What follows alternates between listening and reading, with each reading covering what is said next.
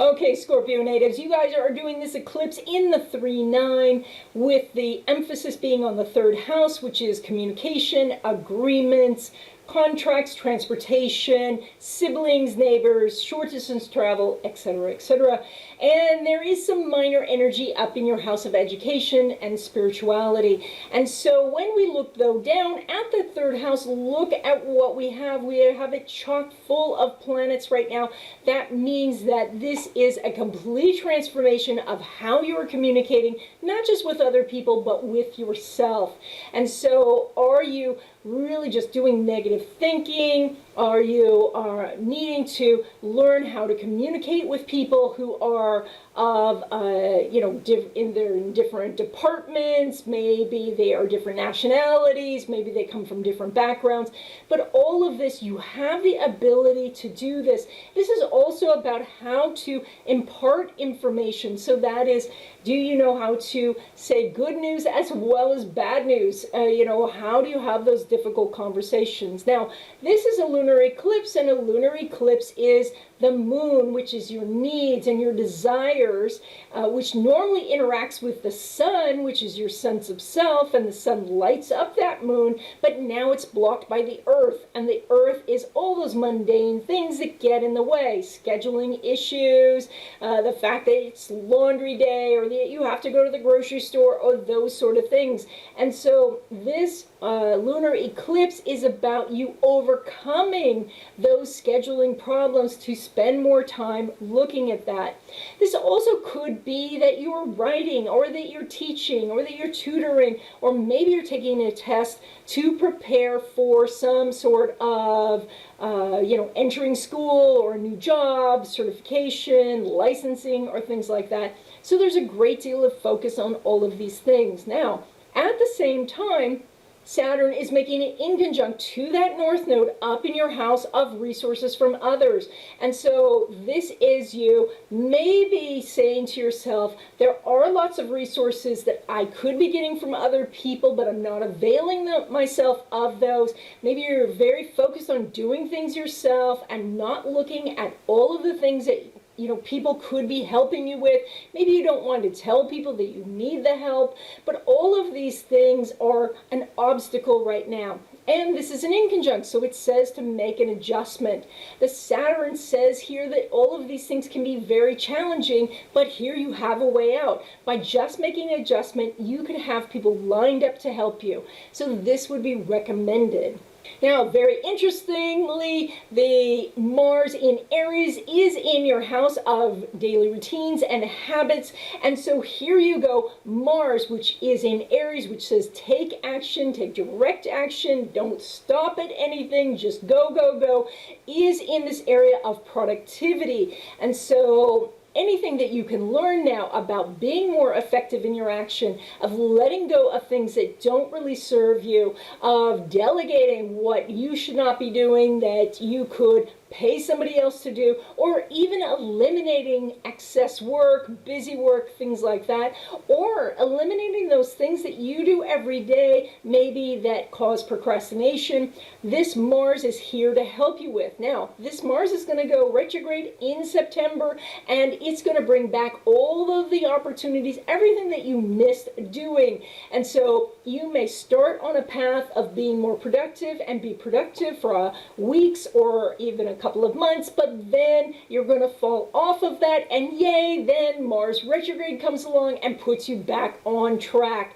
So even if you are embracing maybe a new way of doing your calendar or a new way of scheduling your help, perhaps that all has to change, and it'll change again in September. But right now, just take action. Very, very focused action is going to bring you the best results. When it comes to your relationships, you're doing Uranus in the 7th house, and you're going to be doing Uranus for a long time. So our focus really is on what we can change, and that is the Venus there in Gemini, which does say that there are some possible intimate relationships happening. If you're looking for love, this could go from love to lust pretty quickly. It Does mean that if you're in a committed relationship, that it could be at kind of sexy and sensual and all of that. So you do have some great aspects for that. Now, Venus is not making an aspect with Pluto, but it does make an aspect to your co-ruler Mars. It's a sextile. It does say that you need to take action. That is, if you're looking for somebody new, you need to reach out to that person, not just sit at home waiting for them. You also, if you're in a committed love relationship, then you do need to do the reaching out there too, because your partner is busy. They're doing their own thing. And so if you want to make a better connection, you need to do the initiating. When it comes to home and family, you're doing that Uranus in the 7th house, so we have a lot of connections now with other people. This could be extended family or very close friends.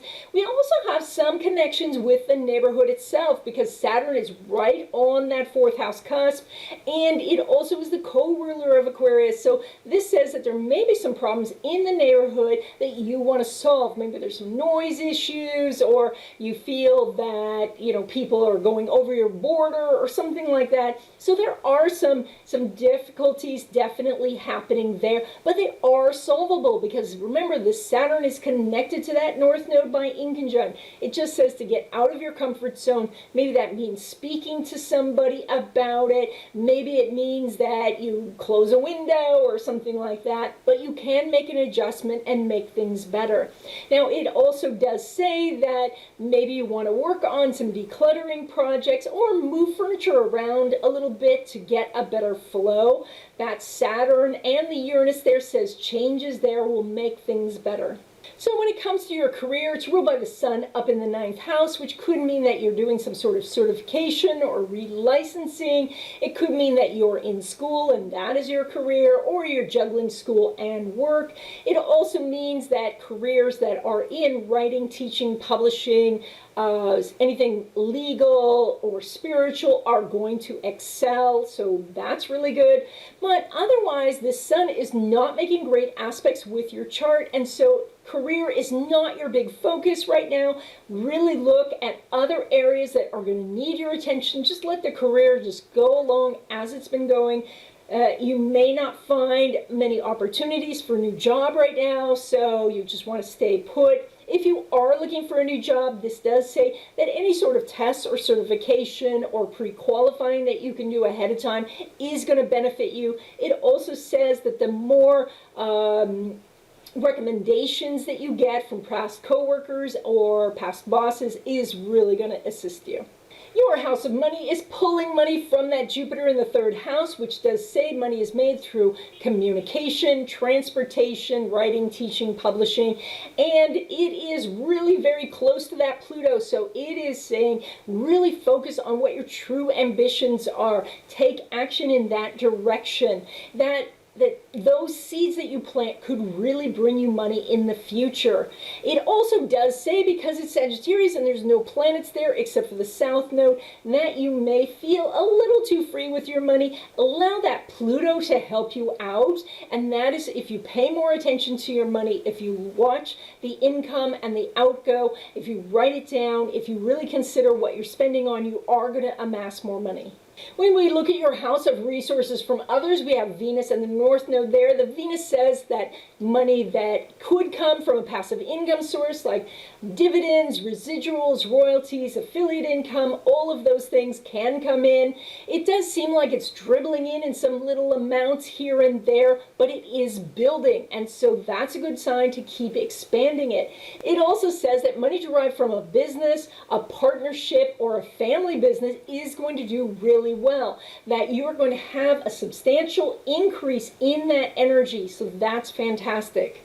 But that it's still changeable because we don't have an aspect between the Mercury and the Jupiter. That means that one little burst of money here may not be an indication of a long-term trend yet. So just this energy will shift over time. But right now, if you get a burst of income, put some of that in your savings. You may need it for the future. When it comes to money derived from career, we do have a little bit of a delay because it's ruled by that Mercury retrograde. That means that maybe maybe if you have a new job, there's a lag in getting paid. Maybe you don't have as many hours as usual, or commission schedule's been cut. It's really a good opportunity for you to look at other sources of income, to see if you need a second job, a side hustle, or to develop some of these passive sources of income. And finally, when it comes to windfalls, I always want to caution people to be careful. This is only a sextile that you're doing, so if you're doing any high-risk investing or speculation or things like that, it is really important to know what you're doing, and in this case, to combine with your intuition, to not be swayed by what you see on TV or the fact that you just saw a video on something, but to really go deep and define what the true feelings are that you have about a situation through your experience and your own expertise. This is just the sextile, so it does say that you need to take some action, and there is going to be the inclination to bet big, but I am wanting to pull you back and say just bet small to see where the trends are, because it's very easy to get off track with such a highly intuitive energy and with so much chaos going on in the world.